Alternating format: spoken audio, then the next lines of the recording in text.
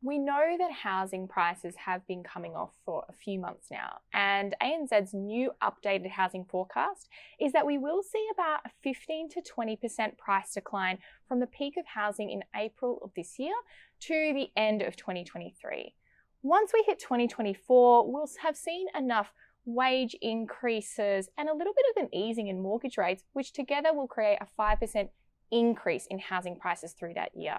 Now, the decline in housing prices that we're seeing at the moment and that we'll continue to see for the next 18 months is really more about borrowing capacity than it is about distress. It's not that we expect to see a lot of houses coming up for sale because of people not being able to afford their mortgages.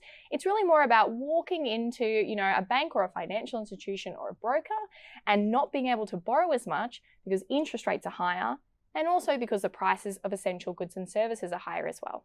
What we're seeing now that interest rates are rising is that while people are still looking to buy property, there's lots of people out there with jobs and pay rises.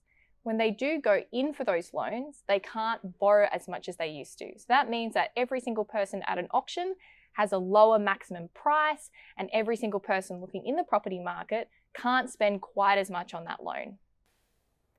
Sydney and Melbourne housing prices have been falling for a few months now, and when we look over the 2023 forecast period, we do see Sydney and Melbourne being among the worst performers. People too tend to maximise their borrowing capacity more often in Sydney and Melbourne because housing prices are more expensive.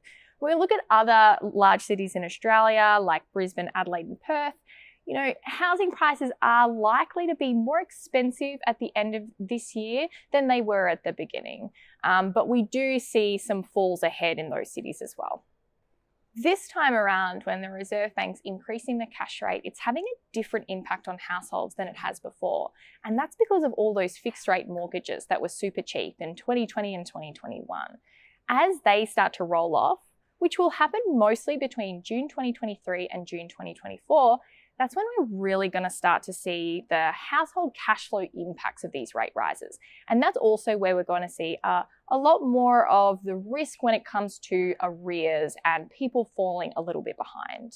For now, though, the people with the most debt are also the people with the biggest offset balances, which cushions some of the falls in housing prices and reduces the risk that people will put up their house for sale due to those rising interest rates.